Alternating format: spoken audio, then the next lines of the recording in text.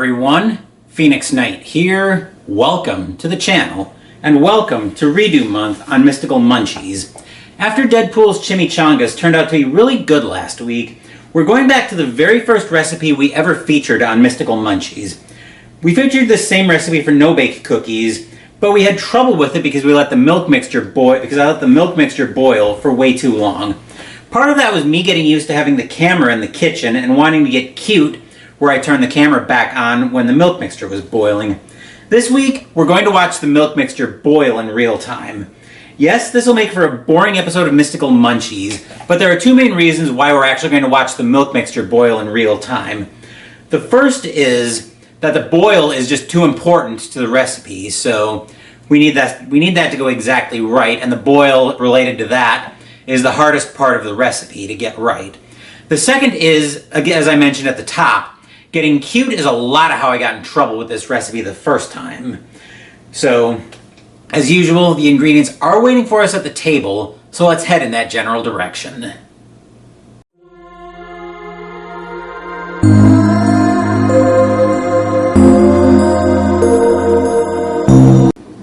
For this recipe, we need half a cup, aka 1 stick of butter, 2 cups of sugar, you can see with the laser pointer, half a cup of milk, 4 tablespoons of unsweetened cocoa powder, 2 cups of oatmeal, half a cup of peanut butter, and a teaspoon of vanilla. And I'm glad I grabbed some more vanilla extract from the grocery store this morning, just in case I don't have enough. With that, let's head into the kitchen and start putting this recipe together.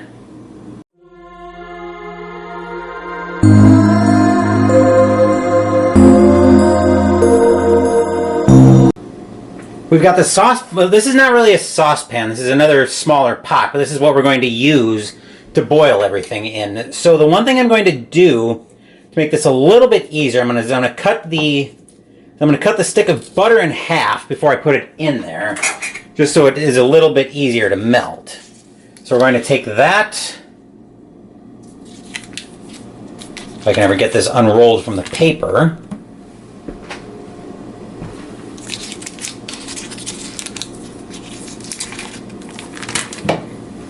That can hit the bin. 2 cups of sugar.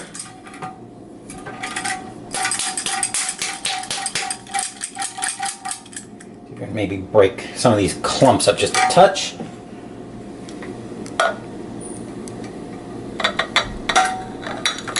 Whoa.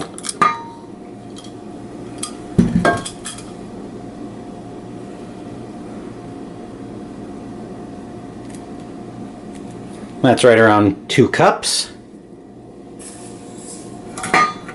All right, sugar can go back up.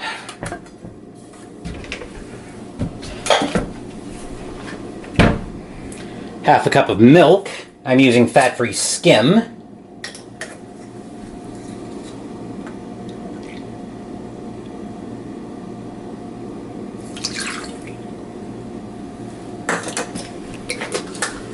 That can go back in the fridge. And 4 tablespoons of cocoa powder.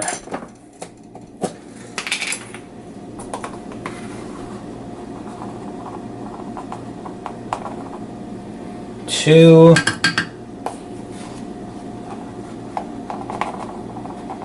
And it's a bit of a heaping 4, but I can probably deal with that.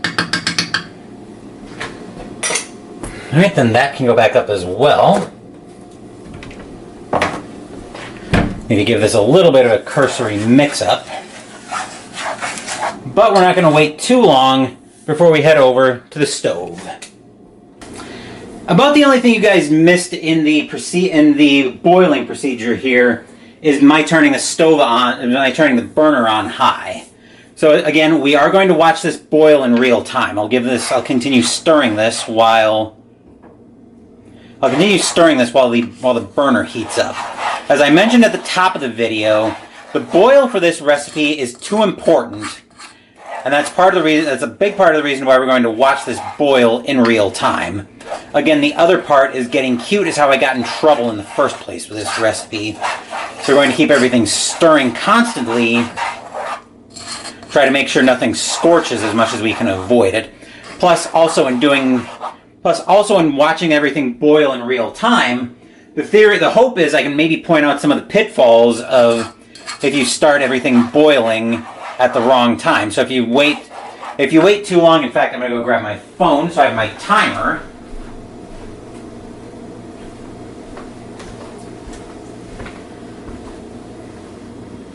If you wait too long to boil everything, then you're going to end up with the mess that we had You're going to end up with a mess like we had the first time we made this recipe where everything crumbled.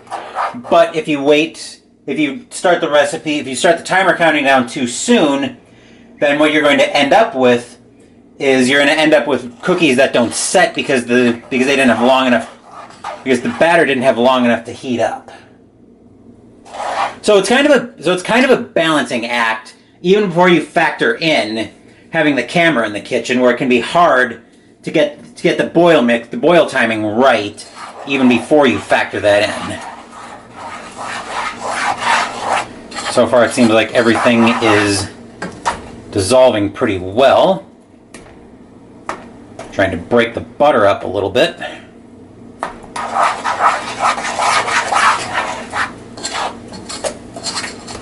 I'm also scraping the sides of the pot so I get as much of the chocolate in here as I can. As everything heats up too, it's making the butter a little bit easier to break down. That's part of why I cut it in half before I stuck it in here, just to make it a little easier to break down.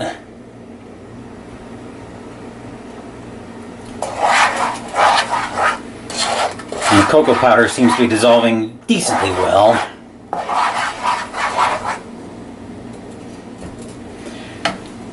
Looks like you guys can mostly see into this. We've got some. It might be faint to see in here, but we've got bubbles just starting to pop in. Obviously, you don't want to start the timer now. What I'm waiting for is this mixture to come to more of what I call a rolling boil. It's nothing I can really describe, but you obviously want to let it boil more than it is now before you start the timer.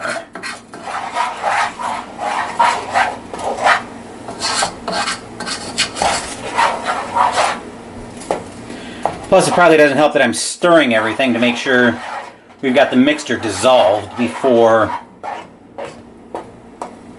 Probably doesn't help that I'm trying to stir everything so everything melts and dissolves together before everything starts to boil and we start the timer.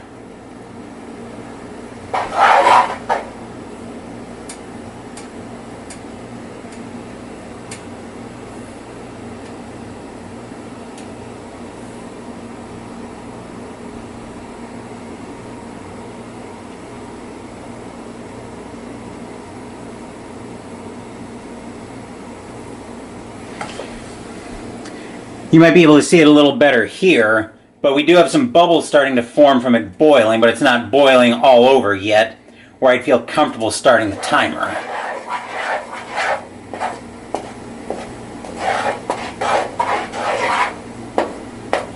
Plus, I still have some of the clumps of butter in here that haven't managed to break up for me yet. So again, another pitfall from me wanting to start the timer at this point.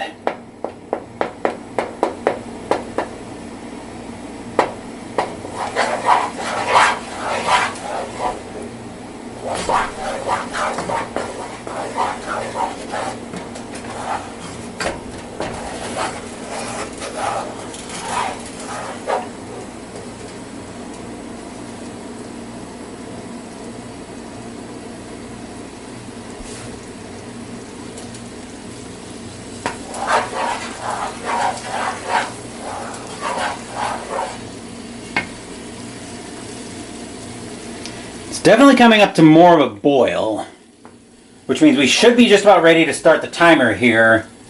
Probably in about another minute or two, I would say.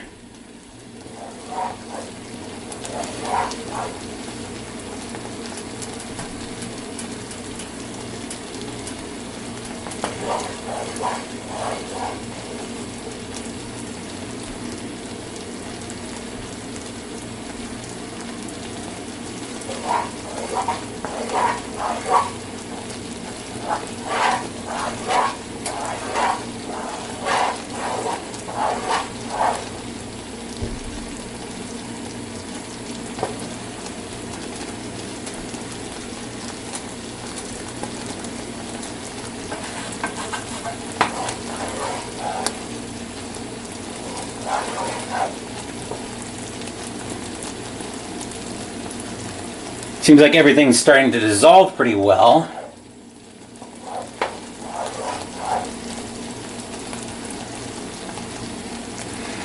And yeah, I think here we're about where I want it to be, so we're going to actually start the timer. We're actually going to start a 1-minute timer at this. Yep, I think I like where we're at, so we're going to start the timer.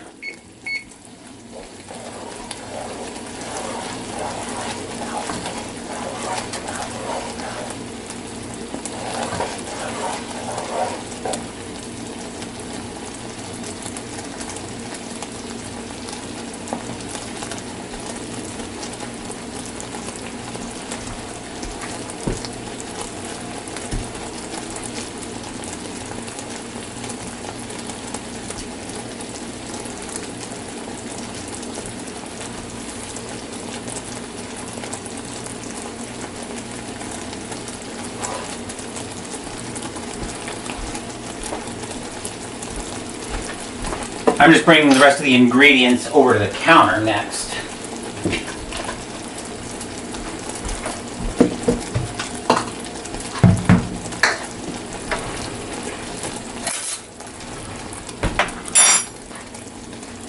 All right, there's our minute timer. So now we want to kill the heat. We're going to get this off the heat, and we're going to move over to the stove or to the counter. With the pot off the stove at this point, now we want to start adding everything else to the recipe. So now we want to add our 2 cups of oatmeal, which I'll just put back here.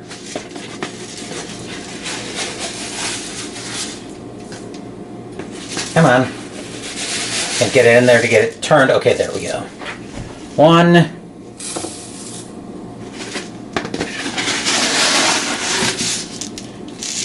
2.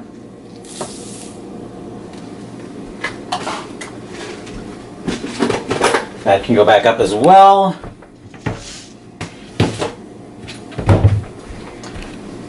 Then we want 1/2 cup of peanut butter, which I'm going to have to open fresh because I just bought this at the grocery store this morning.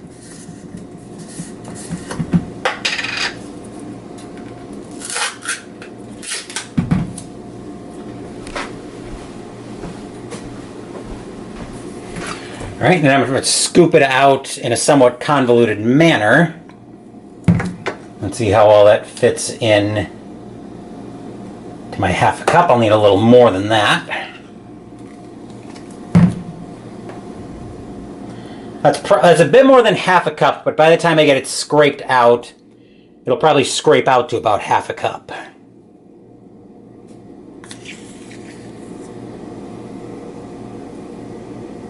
Just because, as you can see, a lot of it's sticking, so I probably should use like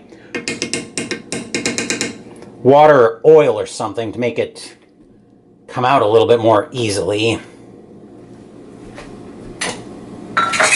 And we want our teaspoon of vanilla extract.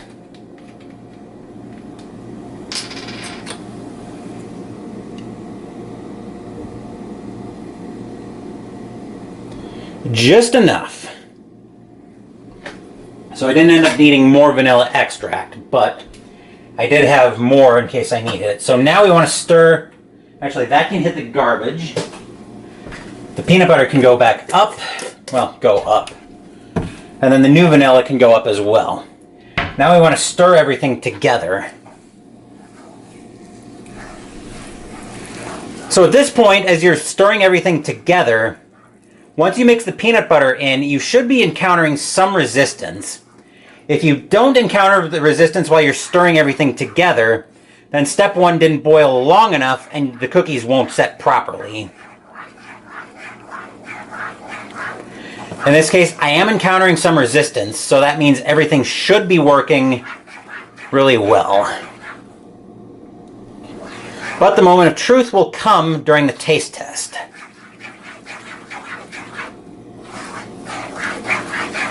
You should be encountering some resistance, like they're almost starting to set a little bit on you.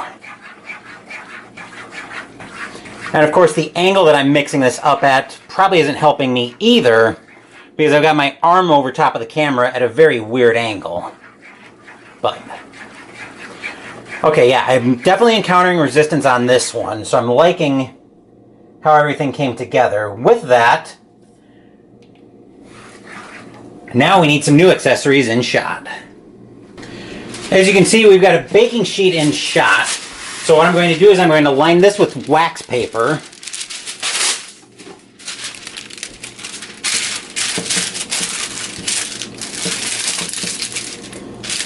And we're supposed to form the mixture into balls, but since this is probably still ridiculously hot from coming off of the pot, what I'm going to do is I'm going to scrape a little bit more of this into the pot, back into the pot.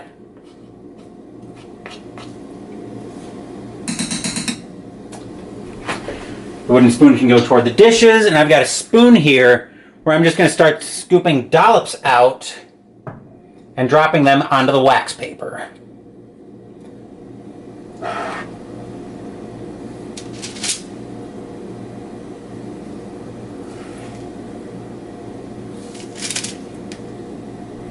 Okay, this is a part of the recipe I'm actually not going to bore you with. Now that we've done the hard part, we'll come back probably in about an hour or two. After I get these all scooped out, it's probably going to take me at least a couple cookie sheets to get all of the cookie mix scooped out. So I'm going to throw these in the fridge for probably a couple hours, and then we'll come back to my desk for the taste test. Look at how well all of these cookies turned out. They definitely feel a lot more solid than they did than the first batch I made back in March, when this was the very first recipe that I ever featured on Mystical Munchies. So I'm going to get these into somewhat of a cookie container, but I'm going to plate one of them, and then I'll meet you guys over at my desk for the taste test.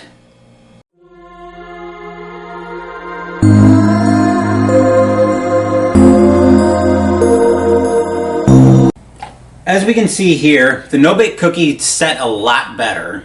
And apologies in advance if you hear rattling. I've got from the blinds. I've got the window open. It's actually a decent day, and I want to take advantage of a little fresh air. But let's give this cookie a taste and see what we think.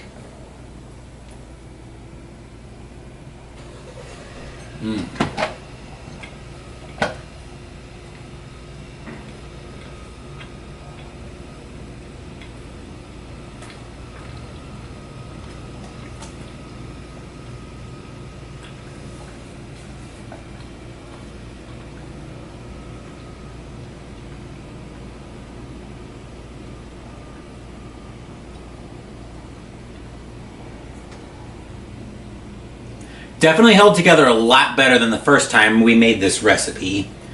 And it was probably a lot due to actually watching it boil in real time rather than trying to get cute with it. It is a very chocolatey recipe. In the past, I've actually made this recipe as well using some white chocolate powder. I wanted to do another batch of those, but the powder I was using, I didn't trust it completely. And the place where I normally get my white chocolate powder actually closed down on me, so I'm not very happy about that. I'll need to find a replacement source for that, but I suspect a search of the friendly neighborhood Amazon and or Google machines will fix that. But yeah, you can also knock the recipe down to 1.5 cups. I made it as is because I wanted to have the only thing I really wanted to change about this recipe was actually watching everything boil in real time. So another redo I'm very happy with. And that's another episode of Mystical Munchies in the books. Next week we'll be revisiting the Drink Out of the World of Warcraft New Flavors of Azeroth cookbook as we make up another batch of lava colada. I mostly want to see if that recipe gets a little bit thinner with more experience in the blender. I suspect the answer is no to that, but as I needed a drink for this month, that's the one I'm going with. Thank you for watching the video. Please give the video a thumbs up and subscribe to the channel. Be sure to turn on notifications so you get my content. Be well, stay safe, take care of yourselves and your loved ones, and I'll be back with more videos in the future. Until then, take care everyone.